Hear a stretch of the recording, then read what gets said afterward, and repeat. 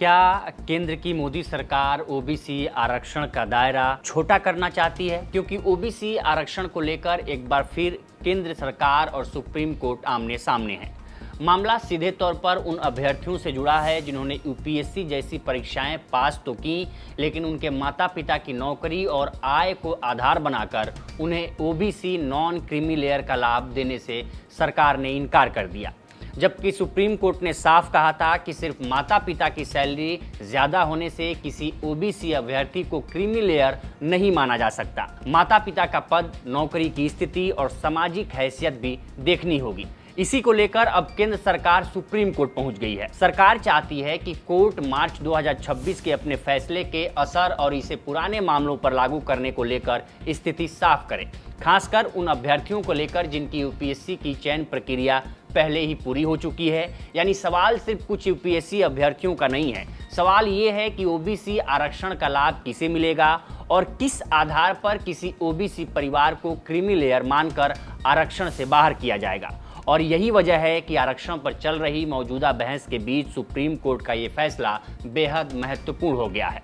अब यहाँ समझना ये जरूरी है कि सुप्रीम कोर्ट ने मार्च में कहा क्या था और ये मामला शुरू कैसे हुआ। दरअसल ओबीसी को केंद्र सरकार की नौकरियों और केंद्रीय शिक्षण संस्थानों में 27% आरक्षण मिलता है, लेकिन ओबीसी की पूरी आबादी को आरक्षण का लाभ नहीं मिलता। जिन ओबीसी परिवारों को सामाजिक और आर्थिक रूप से अपेक्षाकृत आगे माना जाता है, उन्हें क्रीमी लेयर में रखा जाता है और उन्हें ओबीसी आरक्षण का फायदा नहीं मिलता। इस व्यवस्था का उद्देश्य ये है कि आरक्षण का लाभ उन ओबीसी परिवारों तक पहुंचे जिन्हें वास्तव में सामाजिक और शैक्षणिक पिछड़ेपन के कारण इसकी जरूरत है। ये व्यवस्था सुप्रीम कोर्ट के 1992 के ऐतिहासिक इंदिरा साहनी बनाम मंडल मामले के फैसले से जुड़ी है। कोर्ट ने ओबीसी आरक्षण को बरकरार रखते हुए कहा था कि पिछड़े वर्गों के अपेक्षाकृत आगे निकल चुके तबके को आरक्षण के दायरे से बाहर रखना जरूरी है। बाद में केंद्र सरकार ने 1993 में इस संबंध में ऑफिस मेमोरेंडम यानी ओएम जारी किया। विवाद इस बात पर हुआ कि क्रीमी लेयर तय करते समय माता पिता की सैलरी को किस तरह गिना जाए, खासकर तब जब माता पिता पीएसयू या निजी क्षेत्र में नौकरी करते हों। यहीं से पेचीदा मामला शुरू होता है। इस मामले में कई अभ्यर्थियों ने यूपीएससी परीक्षा पास की थी। कुछ मामलों में उनके माता पिता पीएसयू या निजी कंपनियों में काम करते थे और उनकी सैलरी तय सीमा से अधिक थी। सरकारी अधिकारियों ने इस आय को आधार बनाकर इन अभ्यर्थियों को ओबीसी क्रीमी लेयर में मान लिया। इसका मतलब था कि उन्हें ओबीसी नॉन क्रीमी लेयर का लाभ नहीं मिलेगा, यानी कि ओबीसी आरक्षण का लाभ नहीं मिलेगा। मिसाल के तौर पर रोहित नाथन नाम के अभ्यर्थी ने 2012 की सिविल सर्विसेज एग्जामिनेशन में ओबीसी श्रेणी में 174वीं रैंक हासिल की थी। उनके माता पिता निजी कंपनी एचसीएल टेक्नोलॉजी में काम करते थे और उनकी सैलरी उस समय लागू क्रीमी लेयर सीमा से अधिक थी। इसी आधार पर अभ्यर्थी को क्रीमी लेयर में माना गया।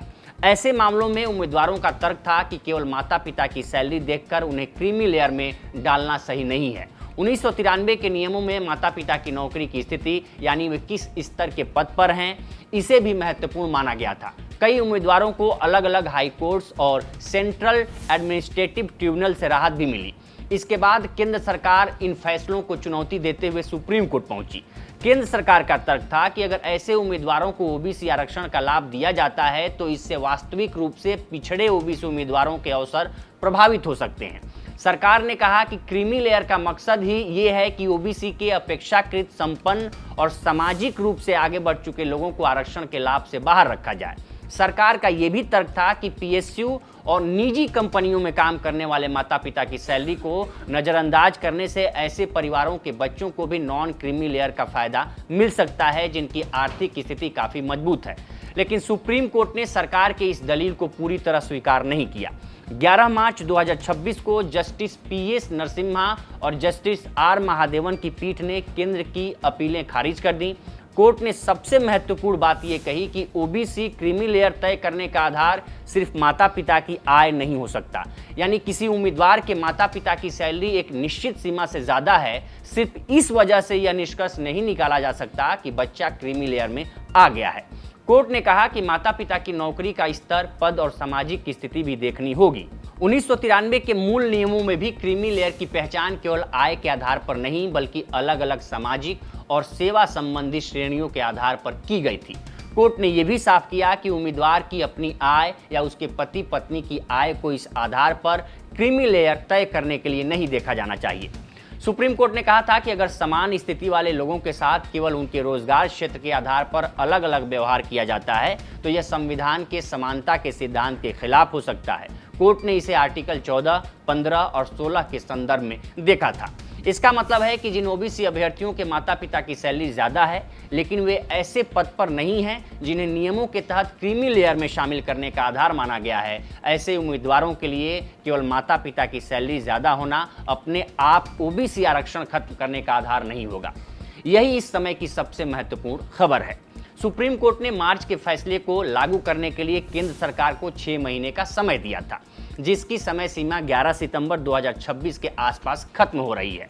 इंडियन एक्सप्रेस की रिपोर्ट के मुताबिक सरकार ने प्रभावित उम्मीदवारों के दस्तावेजों की जांच भी पूरी कर ली थी और फैसले को लागू करने की तैयारी कर ली थी, लेकिन अब केंद्र ने कोर्ट से यह स्पष्ट करने को कहा है कि फैसले को कितने पुराने मामले पर लागू किया जाए, क्योंकि अगर पुराने सिविल सर्विसेज एग्जामिनेशन के मामलों को भी दोबारा खोला जाता है तो कुछ अभ्यर्थियों की रैंक बदल सकती है, सेवाओं का आवंटन बदल सकता है और कुछ मामलों में नियुक्तियों पर भी असर पड़ सकता है। सरकार ने खास तौर पर कहा है कि फैसले को इस तरह पीछे की तारीख से लागू न किया जाए कि पहले से पूरे हो चुके कॉलेज एडमिशन, अकादमिक सत्र, डिग्रियां या छात्रों के स्थापित अधिकार अस्थिर हो जाएं।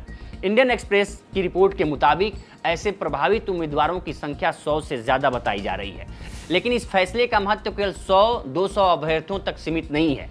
यह ओबीसी आरक्षण के मूल सवाल को फिर सामने लाता है कि आखिर आरक्षण का लाभ किसे मिलना चाहिए और किस बिंदु पर किसी परिवार को सामाजिक रूप से इतना आगे माना जाए कि उसे आरक्षण की जरूरत न रह जाए। अगर इसे एक लाइन में समझे तो मामला ये है कि ओबीसी परिवार की आर्थिक स्थिति देखकर ये जरूर देखा जाएगा कि परिवार कितना आगे बढ़ चुका है, लेकिन केवल माता पिता की सैलरी देखकर बच्चे को क्रीमी लेयर में नहीं डाला जा सकता। माता पिता का पद और सामाजिक स्थिति भी देखनी होगी।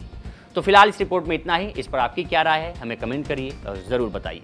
देखते रहिए लोकमत हिंदी। नमस्कार।